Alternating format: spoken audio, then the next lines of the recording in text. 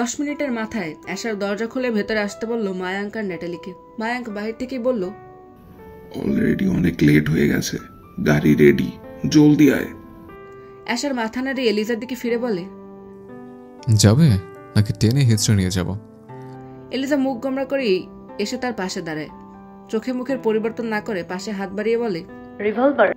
অ্যাশার বাঁকা চোখে তাকিয়ে ব্যঙ্গাত্মক হেসে বলে, সেটা তো আমার ওয়াইফের সম্পত্তি, তুই না আমি ডিভোর্স দেবে?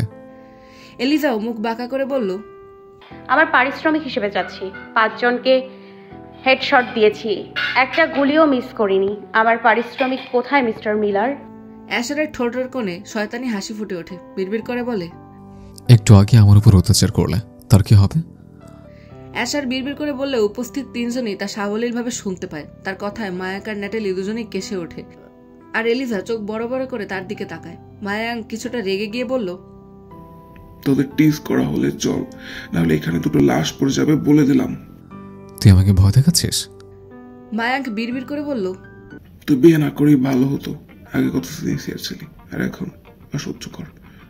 আমি জানি তোর মতো বস্তা পচা সিঙ্গেল মানুষদের এসবে অ্যালার্জি, কিন্তু আমার তো অ্যালার্জি নেই। চুপ কর, আমি ওপেন হলে মেয়েদের অভাব হবে না। এলিজা ফিক করে হেসে বলল, তা ঠিক বলেছেন।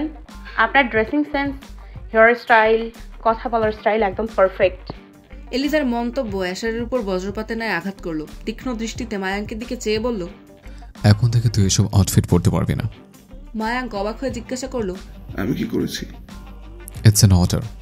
শব্দ করে হেসে ফেললো ন্যাটালি। মায়াঙ্কের আরো রাগ হলো, হুঙ্কার ছেড়ে বলল, রাত প্রায় 3টা বাজতে চলো, তোরা যাবি নাকি বাড়ি থেকে? তোদের বের করে দেবো। আচ্ছা চল। পকেটে হাত রেখে সোজা হাঁটা দেয় অ্যাশার।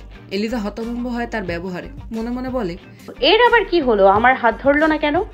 নিজের ভাবনাকে ছাপিয়ে সেও হাঁটা দিল। ন্যাটালি, মায়াঙ্ক আর অ্যাশারের গতির সাথে তাল মেলাতে প্রায় দৌড়াতে হচ্ছে তাকে, কিন্তু কেউ পিছনে ফিরে দেখছে না। এলিজা দাঁতে দাঁত চেপে গতি বাড়ায়, নিঃশ্বাস ভারী হয়ে আসে তার। অ্যাশার হঠাৎ করে দাঁড়িয়ে পড়ে। ওর হাঁটতে কষ্ট হচ্ছে, নিয়ে আয় ওকে। তুই নিয়ে আয়। অ্যাশার এক মুহূর্ত স্থির থাকে, মায়াঙ্কের দিকে তীক্ষ্ণ দৃষ্টিতে তাকায়, তারপর নিচু গলায় বলে, নাটক করিস না মায়াঙ্ক, নিয়ে আয় ওকে। মায়াঙ্ক এক পলক এলিজার দিকে তাকায়, তারপর কাঁধ ঝাঁকিয়ে বলে, তোর বউ তুই নিয়ে আয়। বলেই হাঁটার গতি বাড়িয়ে দেয়। অ্যাশারের চোখের ধৈর্যহীনতা ফুটে ওঠে। সে এলিজার দিকে এক দৃষ্টিতে তাকিয়ে থাকে, তারপর কোনো কথা না বলেই এক পা এগিয়ে আসে। দূরত্ব বজায় রেখে দাঁড়িয়ে বলে, হেঁটে যেতে পারবে? পারবো। হ্যাঁ, তা তো দেখতেই পাচ্ছে। কথাটা শেষ করেই বাজাকলে তুলে নেয় সে। আবারও হাঁটা দেয় তার গাড়ির বহরের দিকে। ড্রাইভিং সিটে বসে আছে মায়াঙ্ক, তার পাশেই বসে আছে ন্যাটালি, পেছনে সোজা হয়ে বসে আছে অ্যাশার। তার থেকে অনেকখানি দূরত্বে বসে বাইরের দিকে চেয়ে আছে এলিজা। ন্যাটালি আচমকায় বলে উঠল, ম্যাম কিন্তু অনেক ট্যালেন্টেড জানেন। ভ্যান্টেলিনা খবর দেওয়ার আগেই ম্যাম আমাকে জানিয়েছিল আপনার উপর হামলা ডমিনিকই করিয়েছিল। ন্যাটালির কথার প্রতিউত্তরে মায়াঙ্ক বলে, আর মিসেস এর শুটিং স্কিল অসাধারণ। আমি ভাবতেই পারিনি ম্যাম 5টা গুলিতে 5টাকে ডাউন করে দেবে, একটাও মিস হয়নি। আবার হেডশট, লাইক সিরিয়াসলি আপনার ফ্যান হয়ে গেছি মিসেস। অ্যাশার চোখ মুখ শক্ত করে তাকায় রিয়ার ভিউ মিররে। মায়াঙ্ক অবচেতন হয়ে তাকালে চোখাচোখি হয় তাদের। অ্যাশারের চাহনিতে ভরকায় মায়াঙ্ক, তৎক্ষণাৎ চুপ হয়ে যায় সে। গাড়ির ভেতরে গাঢ় নীরবতা বিরাজ করছে প্রায় অনেকক্ষণ যাবৎ। অ্যাশারের ঈর্ষার বেশ ভালো মতো আঁচ করছে মায়াঙ্ক। গাড়ির গতির সঙ্গে সঙ্গে বাইরের শহরের আলোগুলো একের পর এক মিলিয়ে যাচ্ছে। আচমকা এলিজা মায়াঙ্কের দিকে চেয়ে জিজ্ঞাসা করলো, আচ্ছা, আমার একটা প্রশ্ন ছিল আপনার কাছে। মায়াঙ্ক কিছুটা থতমত খেলো। এলিজা তীক্ষ্ণ দৃষ্টি ফেলে আছে তার দিকে। চরম অস্বস্তি উপেক্ষা করেই সে নিজেকে সামলে নিয়ে বলল, হ্যাঁ হ্যাঁ মিসেস বলুন, মানে কি জিজ্ঞাসা করবেন? এলিজার চোখে নির্লিপ্ততা বিরাজ করলো, কণ্ঠে শীতল সন্দেহ নিয়ে জিজ্ঞাসা করলো, ও কিভাবে গুলি খাওয়ার পরেও ঠিক আছে? মায়াঙ্ক ভ্রুকুচকে পাল্টা প্রশ্ন করলো, মানে আপনি কি বলতে চাইছেন মিসেস? ঠিক যা শুনলেন, ও গুলি খেয়েছিল তাই না? আমি নিজে দেখেছি। তাহলে এখনও এত স্বাভাবিক কেন? মায়াঙ্ক গলা খাকড়ি দিয়ে এদিক সেদিক তাকালো। রিয়ারভিউ মিররে অ্যাশারের সাথে চোখাচোখি হওয়ার প্রয়াস চালালো, কিন্তু অ্যাশারা জানালা দিয়ে বাইরে তাকিয়ে আছে। মায়াঙ্ক ধীরে ধীরে বলতে শুরু করলো, ফ্ল্যাশব্যাক। রক্তের গন্ধে ভরে আছে জায়গাটা। মাটিতে হাঁটু গেড়ে বসে আছে অ্যাশার। এক হাত মেঝেতে ধরে রেখেছে, আর এক হাতে শক্ত করে চেপে রেখেছে গুলিবিদ্ধ জায়গাটা। তার নিঃশ্বাস ভারী হয়ে আসছে, তবুও সেই অদ্ভুত নির্লিপ্ত ভঙ্গিটা এখনো তার মুখে, যেন এই ক্ষত তার জন্য কিছুই না। মায়াঙ্ক দ্রুত তার দিকে এগিয়ে গিয়ে বলল, অ্যাশ ইউ ওকে? অ্যাশার মাথা তুলল। তার ঠোঁটের কোণে সেই পরিচিত ব্যঙ্গাত্মক হাসি ফুটিয়ে বলল, যদি বলি খুব ভালো আছে, বিশ্বাস করবে? মায়াঙ্কের মুখ শক্ত হয়ে গেল। বিরক্ত হয়ে সে এক ঝটকা অ্যাশারের হাত সরিয়ে ক্ষতস্থান দেখল। হতভম্ব হয়ে অ্যাশারের দিকে চেয়ে জিজ্ঞাসা করল, গুলি কোথায় লেগেছে? অ্যাশার মৃদু হাসল। তারপর আস্তে করে শার্টের নিচ থেকে কয়েকটা বুলেট বের করে দেখিয়ে বলল, গুলি লাগবে কিভাবে যদি বুলেটই আমার কাছে থাকে? মানে হলো ডমিনিক রিভলভারে কোনো বুলেট ছিল না, আমি বের করে নিয়েছিলাম। তুই কি আগে ভাগে এইসব জানতি? ভ্যালেন্টিনা কালকে টেক্সট করেছিল, ওর কাছে ডমিনিকের ইন্টেনশন ঠিকঠাক লাগছিল না। যদিও শিওর ছিল না, তবে আমাকে চোখ কান খোলা রাখতে বলেছিল। ও তাই বল, তাহলে এমনটা কেন করলি? মিসেস কত ভয় পেয়েছে জানিস? বউটাকে ভয় দেখাতে তো এটা করেছে। তুই কি পাগল? অ্যাশার ভ্রু কুচকে জিজ্ঞাসা করল, পাগল বললি কেন? কি করেছি আমি? ব্রো, মিসেস কি পরিমাণ ভয় পেয়েছিল দেখেছিস? সে কি কান্না ওনার পাগলামি করছিল তোর জন্য। শেষে ক্লোরোফর্ম দিয়ে শান্ত করতে হয়েছে। আমার বউয়ের জন্য তুই এত ভাবছিস কেন? ভাবার মতোই বিষয়। আমার বউকে নিয়ে আমি ভাববো, আর কারো কিছু ভাবা লাগবে না। কি যে ভাবছিস তুই জানিস? এমন ভাব যে দুনিয়াতে তুই প্রথম পুরুষ যে কিনা বিয়ে করেছে। আমার বউকে দরদ দেখাতে হবে না। তোর ভাবসাব দেখে তো মনে হচ্ছে এলিজাবেথকে পারলে তুই বিয়ে করে নেবে। দেখ অ্যাশ, মিসেস দেখতে অনেক সুন্দরী। তোর ওনাকে না লাগলে আমাকে দিয়ে দিতে পারিস। মাইক লোরি, মুখ সামনে কথা বল, নাহলে তোর পরিবার তোর চামড়াটুকুও খুঁজে পাবে না। কি করবি তুই? তুই ভালো মতো জানিস। সাইকোপ্যাথ একটা। তার মানে তুমি নাটক করছিলে অ্যাশ? Who cares? আমি মরলেই তো তোমার শান্তি, তাই না ওয়াইফ? এলিজা ঠোঁট কামড়ে কিছুক্ষণ তার দিকে তাকিয়ে থেকে বলল, তুমি কিভাবে জানলে? এলিজার কথায় শব্দ করে হেসে ফেলল মায়াঙ্ক আর ন্যাটালি। অ্যাশারের ঠোঁটের কোনো মুচকি হাসির রেখা ফুটে উঠল। এলিজা তার চোখে চোখ রেখে জিজ্ঞাসা করল, আর ইউ ব্লাশিং? অ্যাশার ফের চোয়াল শক্ত করে বলল, কে ব্লাশ করবে? কিছু সময় থেমে এলিজার হাত ধরে একটা রিভলভার ধরিয়ে দিয়ে বলল, ফর ইউর সেফটি। এলিজা ধীরে ধীরে রিভলভারটার ট্রিগারে আঙুল ছোঁয়াচ্ছে। তার চোখে ফুটে উঠছে এক ধরনের রহস্যময় দৃষ্টি আর ঠোঁটে বিকৃত হাসি। অ্যাশারের দৃষ্টি নিবদ্ধ ছিল তার মুখের দিকে। এক মুহূর্তের জন্য এলিজার দিকের থেকে চোখ ফেরালো না সে। তার ছাইরঙা চোখগুলো জলজল করে উঠল। এক নতুন সূর্যের উদ্ভব সে ভালো মতোই দেখতে পাচ্ছে। ঠান্ডা গলায় সে এলিজাকে প্রশ্ন করল, বেশ পছন্দ হয়েছে মনে হচ্ছে।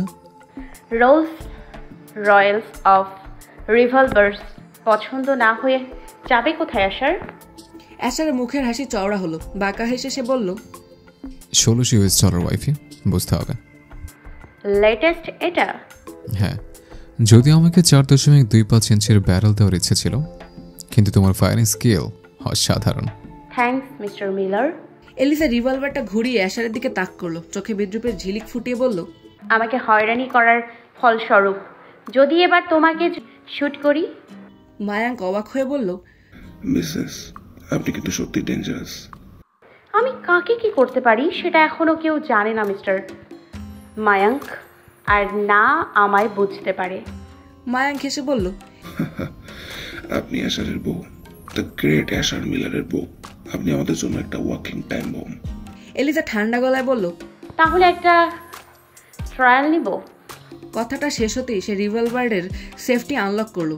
এবারেও অ্যাশার হাসলো, মাথা ঝাঁকিয়ে বলল, ওয়াইফ, তুমি কি সত্যিই ভেবেছ আমি তোমাকে এটা দিয়েছি তোমার সেফটির জন্য? এলিজার আঙুল থমকে গেল। সে কিছু বলার আগেই 1 সেকেন্ডের ভেতর অ্যাশার হাত বাড়িয়ে রিভলভারটা ছিনিয়ে নিল। মৃদু হেসে রিভলভারের ম্যাগাজিন খুলে এলিজার দিকে বাড়িয়ে দিয়ে বলল, ওখানে কোনো বুলেট নেই ওয়াইফ। আমি তো জানতাম তুমি এটা নিয়ে কিছু একটা করবে। ইউনো, কেউ তোমাকে চেনে না, কিন্তু আমি অ্যাশার মিলার তোমাকে রন্ধ্রে রন্ধ্রে চেনে। কিছু সময় থেমে আবার বলল, তুমি কি সত্যিই ভেবেছ আমি তোমাকে এমনি একটা লোডেড গান দেব? আমি জানি তুমি কতটা রেকলেস। মলটার ছলে আমাকে গুলি করে দিতে পারো, এটুকু যেন হয়ে গেছে আমার।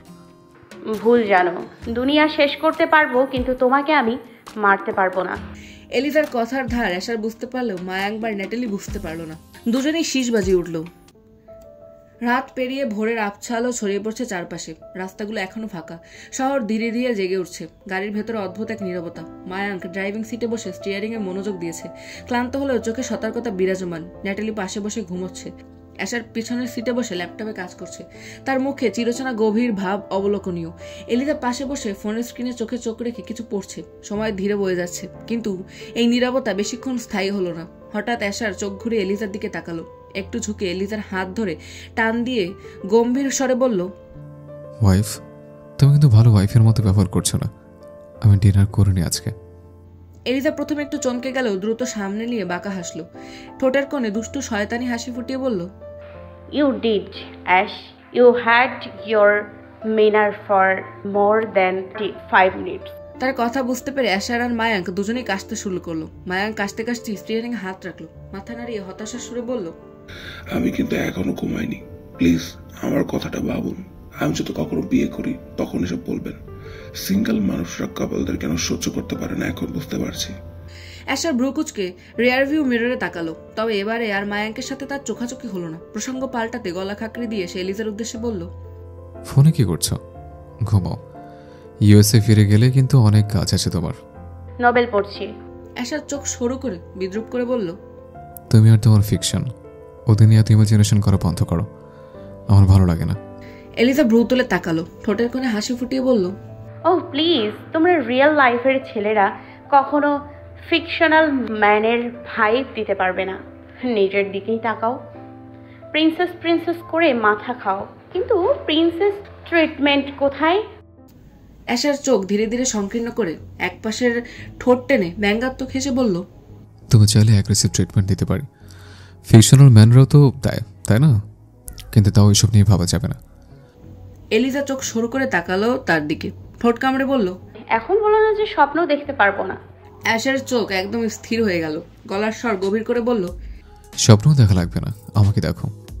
এলিজা কিছুক্ষণ তার চোখে চোখ রাখলো, কিন্তু দ্রুত দৃষ্টি ফেললো অন্যদিকে। তার বুকের ভেতর অজানা এক শিহরণ খেলে গেল। গাড়ির ভেতরে আবারও নীরবতা নেমে এলো, তবে এবার সেই নীরবতা আগের মতো স্বাভাবিক নয়। মায়াঙ্ক চুপচাপ নিজের মতো ড্রাইভ করতে শুরু করলো। এলিজা ফোনটা শক্ত করে ধরে বসে আছে, কিন্তু তার চোখ স্ক্রিনের দিকে নেই। তার মনে হচ্ছে অ্যাশারের সেই এক দৃষ্টিতে তাকানো এখনো তার উপর চাপ ফেলে রেখেছে। অ্যাশারও কিছু বলল না, সে তার ল্যাপটপ বন্ধ করে একপাশে রেখে দিল। তারপর এলিজার দিকে একটু ঝুঁকে বলল, তুমি ঠিক আছো? এলিজা হালকা ভ্রু কুচকে তাকালো, ঠোঁটের কোণ একটুখানি বাঁকা হাসি টেনে বলল, তুমি ভাবছো আমি তোমার কথায় আমি ফিদা হয়ে গেছি? অ্যাশার একদম কাছ থেকে ওর চোখের দিকে তাকিয়ে থাকলো, তারপর শান্ত গলায় বলল, তুমি নিশ্চয়ই জানো উত্তরটা কি। এলিজা এক মুহূর্ত কিছু বলল না, একগাল মুচকি এসে বলল, তুমি বেশি ওভার এস্টিমেট করো নিজেকে মিস্টার মিলার। অ্যাশার হেসে ফেললো, মাথা নাড়িয়ে বলল, আর তুমি খুব বেশি আন্ডার এস্টিমেট করো আমাকে, মিসেস মিলার। মায়াঙ্ক বিরক্তির একটা দীর্ঘশ্বাস ফেলে বলল, তাদের কনভারসেশনের মাঝখানে বসে থাকতে থাকতে আমি হার্ট অ্যাটাক করে মারা যাব। ন্যাটালি মায়াঙ্কের কথার শব্দে এক মুহূর্ত চোখ তুলে তাকিয়ে বলল, ড্রাইভিংয়ে মন দাও ভাইয়া। রোমান্সের মাঝে ডিস্টার্ব করলে কিন্তু গর্তে ফেলে অ্যাশার তো আমাকে গুলি করবে। মায়াঙ্ক বিরক্ত হয়ে মাথা ঝাঁকালো, আর এলিজা ঠোঁট কামড়ে হাসি চেপে রাখলো। কিন্তু তার মন থেকে অ্যাশারের সে কথাগুলো কিছুতেই সরছে না। সে জানে এই মানুষটা কেবল কথায় নয়, তাকে সত্যিই বুঝতে পারে ভয়ানকভাবে। আর তারই বা এই নতুন অনুভূতির উদ্ভব হলো কখন? প্রায় 40 ঘন্টা টরন্টো থেকে কালাবাসাসে ড্রাইভ করে ফেরার পর এলিজা সকলকে নিয়ে ঢুকলো তার সেই পরিচিত বাড়িতে। দরজা পার হয়ে অ্যাশারের চোখ পড়লো টেইলরের উপর। রান্নাঘরে দাঁড়িয়ে কিছু একটা করছে সে ভ্রুকুচকে তাকালো, মনে মনে আওড়ালো, মিসেস টেইলর আস্থার এখানে কি করছে? মুখ ফুটে কিছু বলার আগে এলিজা তাকে ইশারায় চুপ করিয়ে দিল। অ্যাশারের হাত ধরে লিভিং রুম থেকে ডাইনিং স্পেসে গেল। সকলেই নিজের মতো ব্যস্ত, কেউ এসে ডাইনিং স্পেসে দাঁড়িয়েছে সেই ব্যাপারে কারো ভ্রুক্ষেপ নেই। জেইড সোফায় বসে ল্যাপটপে ব্যস্ত ছিল, কিন্তু হঠাৎ করে ক্রিস্টিনা লাফিয়ে এসে তাকে পেছন থেকে জড়িয়ে ধরে বলল, ভাইয়া পাস্তা খাবো। জেইড এক মুহূর্ত থেমে চোখ না তুলেই বলল, তোর জন্য কি আমি শেফ হয়ে গেছি? ক্রিস্টিনা মুখ বাঁকিয়ে বলল, ভাইয়া তুমি কি জানো ভালো ভাইয়েরা তাদের ছোট বোনের সব আবদার পূরণ করে? জেইড ঠান্ডা দৃষ্টিতে ক্রিস্টিনার দিকে তাকালো, একদম নির্লিপ্ত কণ্ঠে বলল, তোর ভালো ভাই তো অ্যাশার, ওর কাছে যা। তুমি আমাকে খোটা দিলে থাকবো না। কথাটা শেষ করতে পারে না ক্রিস্টিনা। অ্যাশারকে দাঁড়িয়ে থাকতে দেখে স্তব্ধ হয়ে যায় সে। ক্রিস্টিনাকে চুপ থাকতে দেখে জেইডও চোখ মেলে ক্রিস্টিনার দৃষ্টি অনুসরণ করে। সেও কিছুক্ষণ বাকরুদ্ধ থেকে বলে, প্রিন্সেস।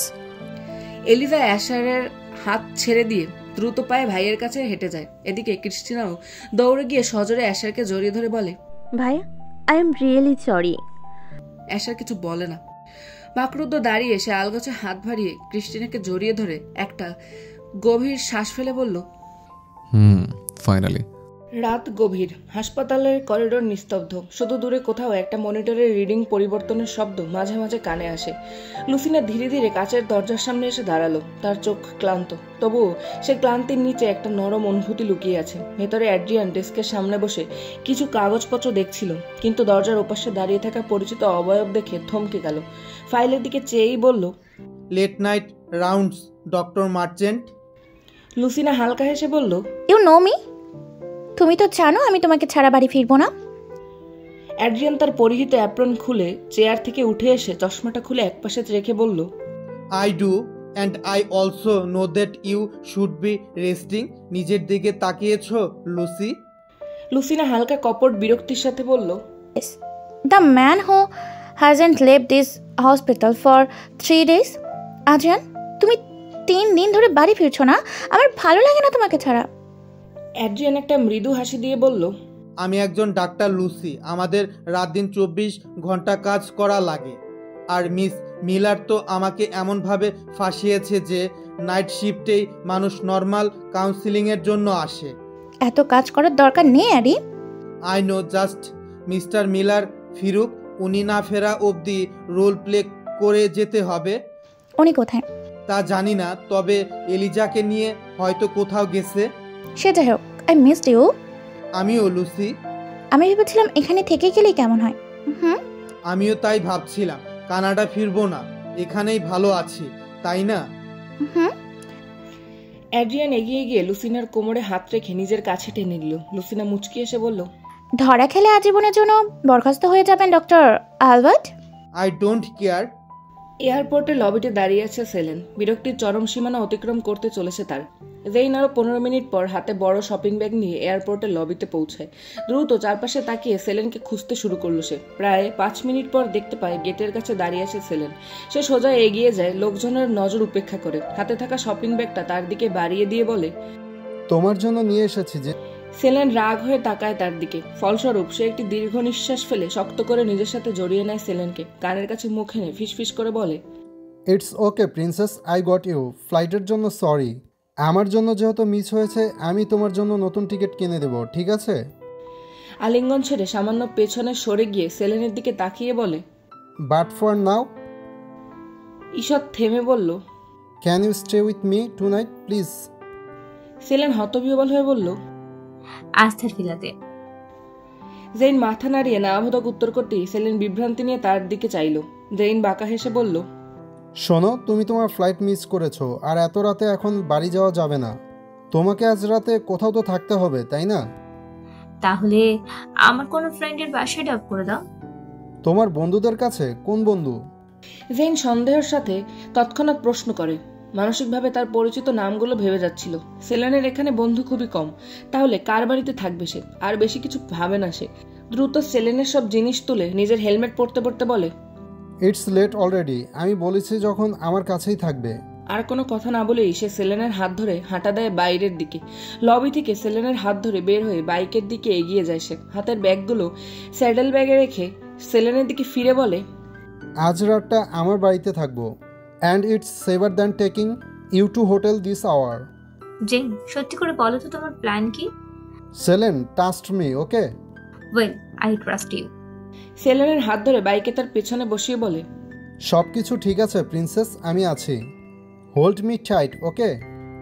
বাইক ইঞ্জিন স্টার্ট দিয়ে সে সেলেনের দিকে তাকিয়ে একবার দেখে নেয়। সেলেন তাকে শক্ত করে জড়িয়ে ধরতেই তার ঠোঁটের কোণে একটা ছোট্ট হাসি ফুটে ওঠে। বিড়বিড় করে বলে, দ্যাটস মাই গার্ল। অ্যাপার্টমেন্টের দরজা খুলে সে সেলেনকে আগে যেতে দেয়। ঘরটি বিস্তৃত, গাঢ় রঙের, নানা ধরনের হাই কোয়ালিটি ফার্নিচার দিয়ে সাজানো। দরজা বন্ধ করে সে সেলেনকে নিজের মুখোমুখি করে দাঁড়ায়। মুচকি হেসে বলে, ফিল ফ্রি অ্যাট হোম। সেলেন চারদিকে তাকিয়ে বলল, বাহ, বেশ ভালো মতো গুছিয়েছো তো। আমি বাইকার বা বিজনেসম্যান হলেও ঠিকভাবে অ্যাডাল্ট হতে জানি, বুঝেছো উড বি ওয়াইফ? কিচেনের দিকে গিয়ে সেলেনের দিকে ফিরে জিজ্ঞাসা করে, want to have something beverage, water, beer? Selene তার পাশে দাঁড়িয়ে জিজ্ঞাসা করে, কফি খাবে? তুমি কি কফি বানাতে পারো? রান্নাও জানি মিস্টার। শিট, একটা মেয়ে যে কিনা কিচেন সামলাতে জানে, বিজনেস প্ল্যানিং জানে, বাইক চালাতে পারে, গেম খেলে, একটা কমপ্লিট প্যাকেজ। সেলেন, আমি জানতাম না তুমি রান্নাও জানো। হয়েছে, নাটক বন্ধ করো জেন। আমরা কবে বিয়ে করছি babe? I can't lose a complete package. আমি কোনো প্রোডাক্ট না মিস্টার জেইন আস্থার। আচ্ছা সরি, এখন যাও প্রিন্সেস। টুক করে সেলেনের একটা ছবি তুলে কাউকে পাঠিয়ে দিয়ে বলে, শি ইজ মেকিং কফি। কিছুক্ষণ পর সেলেন 2 কাপ কফি হাতে এগিয়ে এসে বলল, এটা তোমার জন্য। Thanks princess. Don't call me that Jane. Selene, আমি আমার গার্লফ্রেন্ডকে কিউট নেকনেমে ডাকবো না তো কাকে ডাকবো? কোন ঘরে ঘুমাবো আমরা? কাউন্টারে কফির কাপ রেখে একটা দরজার দিকে হাত বাড়িয়ে বলল, এই রুমে চেঞ্জ করে নাও, আমার একটু কাজ আছে। তোমার না কালকে রেস আছে? রাত জাগলে তো বড় সমস্যা হবে। তেমন কিছু হবে না, তুমি যাও। ওকে। চেরি? চোখে মুখে বিরক্তি নিয়ে চার্লট বলল, চিৎকার করছো কেন রন? অ্যারন তার সামনে গিয়ে হাঁটু মুড়ে বসে পড়ল। তার হাতে হাত রেখে বলল, আমি আজকে অনেক খুশি। চার্লট ভ্রু কুঁচকে তার দিকে তাকিয়ে ছোট করে প্রশ্ন করল, কেন? অ্যারন ঠোঁট কামড়ে উত্তর করল, ড্যাডও আমাদের মেনে নিয়েছে, চার্লসকে নিয়ে তোমাকে বাড়িতে আসতে বলেছে। চার্লট চোখ বড় বড় করে তাকালো। অ্যারনের 2 কাঁধে হাত রেখে জিজ্ঞাসা করল, কি সত্যি বলছো? হ্যাঁ চেরি। কথাটা বলেই সে চার্লটকে কোলে নিয়ে ঘুরতে লাগলো। চার্লটও শক্ত করে জড়িয়ে ধরলো তাকে। চার্লট এক মুহূর্তের জন্য চুপ করে থাকে। অ্যারনের কোল থেকেই তার হাত শক্ত করে জড়িয়ে ধরে কিছুটা মৃদু হাসি দিয়ে সে বলল, তুমি জানো আমি কখনোই বিশ্বাস করিনি এমন কিছু হবে। কেন? আঙ্কেল তো এলিজাকেও। তার কথা শেষ হতে না হতেই অ্যারন বলল, বাবা একটু রাগী, তবে আমাদের ভালোটাই বোঝে, কিন্তু টেনশন আমার অন্য জায়গায়। চার্লট মুখ তুলে জিজ্ঞাসা করলো, কি নিয়ে টেনশন করছো? চার্লসকে দেখলে যদি বাবা রেগে যায়। মানে হলো বাবা ট্যাটো বা পিয়াংসি পছন্দ করে না। কিন্তু চার্লসের গা ভর্তি ট্যাটো। এখন কি হবে? অ্যাশকে জানাতে হবে। কিন্তু ও কোথায়? জানি না, ওর আর সিসের কোনো খোঁজই পাচ্ছি না। ব্যাপারটা কেমন উইয়ার্ড না? তা তো বটেই। বোর্ড মিটিং এর জন্য সবাই প্রস্তুত হয়েছে। সবাই উপস্থিত আছেন পরিচালক অ্যালেক্স পিটার, অভিনেত্রী লারা গোমেজ সহ আরো অনেকেই। সবাইকে ধন্যবাদ। তবে একটা বিষয় আমি দুঃখিত, আমাদের কাঙ্ক্ষিত ব্যক্তি ইভান এখানে উপস্থিত হতে পারবে না। হি ইজ সিক, ডক্টর ওকে বেড রেস্টে থাকতে বলেছেন। Hope you guys you mind. কিন্তু তিনি কনফারেন্স কলে থাকবেন, আপনারা চাইলে তার কাছে মতামত চাইতে পারেন। মিটিং শুরু করুন। পিটারের কথা শেষ হতেই মুভির প্রডিউসার মার্টিন ক্লাইভ বলল, ঠিক আছে, আমরা এখন মুভির প্রিমিয়ার প্ল্যানিংয়ের দিকে মনোযোগ দিতে চাই। মিয়া, আপনি একজন বিশিষ্ট পাবলিক রিলেশন ম্যানেজার, আপনি কি মিডিয়ার জন্য কোনো প্রস্তুত নিচ্ছেন? মিয়া তার হাতে থাকা ট্যাবলেট ঘুরিয়ে সকলের দিকে তাকিয়ে বলতে শুরু করলো, আমরা প্রেস কনফারেন্সের আয়োজন প্রথমে করতে চাইছি। বিশেষ সাক্ষাৎকারের ব্যবস্থা করেছি। সোশ্যাল মিডিয়া প্রচারণা শুরু হয়ে গেছে। সেলিব্রিটিদের জন্য ইনভাইটেশনও পাঠানো হয়েছে। তবে আমি মনে করি রেড কার্পেটে অতিথিদের জন্য কিছু বিশেষ মুহূর্ত তৈরি করা উচিত, যেন মিডিয়া আরও আকৃষ্ট হয়। I agree with you miss Mia. Red কার্পেটের জন্য কিছু টিপিক্যাল শো স্টপার মুহূর্ত দরকার। আমরা খুব ভালো কিছু ট্র্যাক তৈরি করেছি। আমার মনে হয় সঙ্গীতটা যদি প্রিমিয়ারের প্রথম পর্যায়ে প্লে করা যায় তাহলে দর্শকরা আরও ভালোভাবে জড়িয়ে যাবে। আর হ্যাঁ, সেই ক্রিকেট সিঙ্গার তো থাকবেই, যার নাম এখনও গোপন রাখতে চাই। এটা একেবারে মুভির সিক্রেট এলিমেন্ট হবে। She is a Swiss. ওর গানের গলা অসাধারণ। ইভান লিয়ামের মতো সুপারস্টারের মুভিতে নিউবি সিঙ্গার থাকায় অনেকেই প্রশংসা করছেন, তবে অনেকে এই নতুন মুখের গলায় গান শুনতে আগ্রহী। মার্টিন হেসে বলল, আমিও তার গলা শুনতে ইচ্ছুক। তার কথা শেষ হতেই ব্যাকগ্রাউন্ডে কয়েক সেকেন্ডের জন্য সাউন্ড ট্র্যাক প্লে করা হলো। সকলেই ভোকাল শুনে প্রশংসা করলো। অতঃপর মার্টিন জিজ্ঞাসা করলো, ইভেন্ট ম্যানেজমেন্ট কি হলো? তার প্রশ্নের উত্তরে ইভেন্ট ম্যানেজিং হেড সারা বলল, আমি রেড কার্পেটের ডিজাইন নিয়ে কাজ শুরু করেছি। বিশেষ অতিথির জন্য আলাদা জায়গা বরাদ্দ করতে হবে। সিকিউরিটি আমাদের জন্য বড় চ্যালেঞ্জ হতে পারে, তাই সেদিকেও নজর রাখা উচিত। আপনি কি চাইবেন অ্যালেক্স দর্শকদের অংশগ্রহণের জন্য কিছু বিশেষ আয়োজন থাকুক? আমি আপনাকে অনেকগুলো লেআউট পাঠিয়েছি। মুভির থিম অনুযায়ী ওগুলো বেশি প্রমিজিং লেগেছে। আমি ইমপ্রুভ করেছি সেগুলো, mister Martin. Trust me in event planning. আর ফর ইউ সারা, আমার মনে হয় দর্শকদের অন্তর্ভুক্ত করার জন্য কোনো লাইভ সেশন বা সেলফি পয়েন্ট রাখা উচিত। দর্শকরা মুভির সঙ্গে আরও সংযুক্ত অনুভব করবে।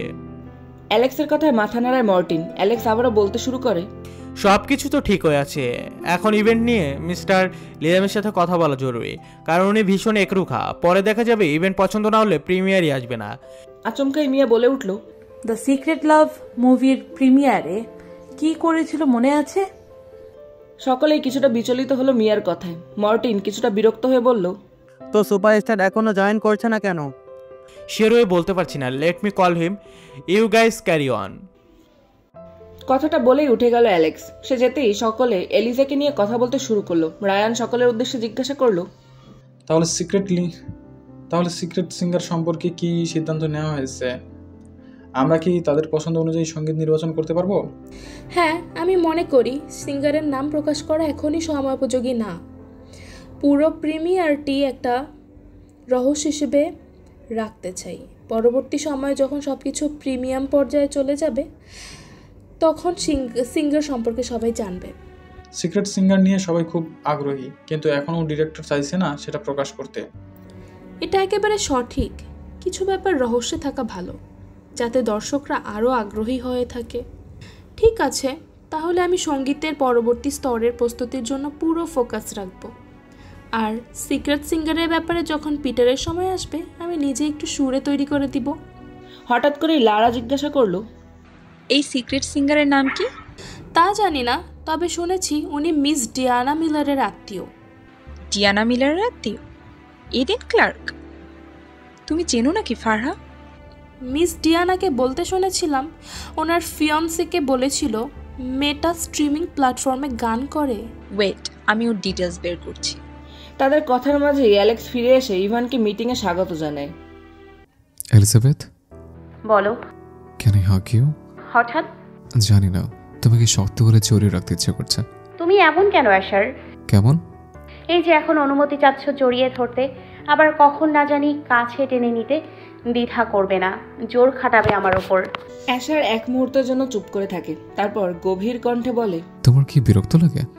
এলিজা একটু দম নিয়ে চোখ সরিয়ে নেয়, শক্ত গলায় জবাব করে, লাগে। I don't like to be dominated.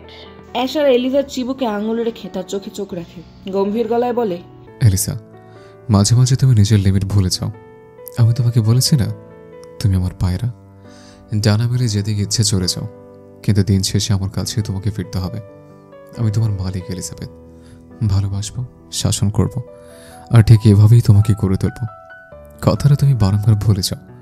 নিজেকে ঘুরি ভেবো না, ঘুরি ততক্ষণে আকাশে ওড়ে যতক্ষণ নাটায় বাধা থাকে। আমি তোমাকে পায়রা বানাতে চাই। তোমার কোনো বাধা নেই, কিন্তু তোমার ঘর আছে, পরন্তু সন্ধ্যায় তোমাকে ফিরতে হবে। ভেতরের টানা পোড়ান পাশে ফেলে এলিজা দীর্ঘশ্বাস ফেলে বলে, ভালোবাসা কি অ্যাশার? আমাকে বোঝাবে প্লিজ, আমি আজও ভালোবাসার সংজ্ঞা জানি না। অ্যাশার হালকা হাসে, তার চোখ দুটো আগুনের মতো জ্বলতে থাকে এক অদ্ভুত নেশায়। বিড়বিড় করে বলে, জানতে চাও? এলিজা নরম স্বরে বলে, ভীষণভাবে জানতে চাই। ভালোবাসার মানে জানলেই হয়তো আমি বাধা পড়ব কোনো এক নৃশংসতার মাঝে, যাকে প্রণয় বলে। অ্যাশার আর দেরি করে না, ওর হাত ধরে এক হ্যাঁচকা টানে ওকে নিজের এতটাই কাছে নিয়ে আসে যে তার উষ্ণ নিঃশ্বাস এলিজার কানের কাছে ঝংকার তোলে। এলিজার কান কিছুটা লালাভ ধারণ করে। বাঁকা হেসে সে ফিসফিস করে বলে, খুব জলদি তোমার উত্তর পাবে এলিজাবেথ। ভালোবাসার সংজ্ঞা তোমাকে আমার থেকে ভালো কেউ শেখাতে পারবে না। এজন্যই আজও উন্মতের মতো ভালোবাসি তোমাকে। ভালোবাসা কোনো সংজ্ঞায় বাধা চায় না, এটা অনুভব করতে হয়, আর আমি তোমাকে সেটা অনুভব করাবো। আই প্রমিস, আমার নিয়মে, আমার শর্তে। এলিজা গভীর শ্বাস নেয়, তার চোখে কঠোরতা ফুটে ওঠে। ধীরে ধীরে সে অ্যাশারের হাত সরিয়ে নেয় নিজের শরীর থেকে, এক পা পিছিয়ে আসে, শক্ত গলায় বলে, তুমি যা ভাবো আমি তা নই অ্যাশার। আমি কোনো নাটায়ে বাধা ঘুরি নই, আর না পায়রা হয়ে তোমার খাঁচায় ফিরতে চাই। আমি নিজেকে খুঁজে পেতে চাই, তোমার ছায়ায় নয়। কেন বোঝো না আমাকে? অ্যাশারের চোখে এক অদ্ভুত ঝিলিক খেলে যায়, ঠোঁটের কোণে হাসির আওয়াজ ফুটে ওঠে। ঘাড় কাত করে বলে, যদি বলি তোমার এই স্টোন হার্ট পার্সোনালিটির জন্য ইভান দায়ী? আমি নিজেও বলি যে সে দায়ী, কিন্তু এলিজার কথা শেষ হওয়ার আগে অ্যাশার তার কোমর জড়িয়ে ধরে ফিসফিস করে বলল, আখরোট খেয়েছো কখনো? ভ্রুকুচকে তাকায় এলিজা। অ্যাশার কিছুক্ষণ তার চাহনি অবলোকন করে আবারও বলতে শুরু করে, আচ্ছা, তুমি তো প্রিন্সেস মানুষ, সবকিছু রেডিই পাও, তাহলে আখরোট বাদ। তোমার তো ডেজার্ট অনেক পছন্দ, সো চকোলাভা কেকের টেক্সচার কেমন বলো তো? এলিজা বিরক্ত মুখে বলে, তুমি প্রেম ভালোবাসা থেকে খাবারে কেন চলে গেলে? আহা, যা জিজ্ঞেস করেছি সেটা উত্তর দাও। বাইরের টেক্সচারটা ক্রাঞ্চি আর ভেতরে চকলেট লিকুইড।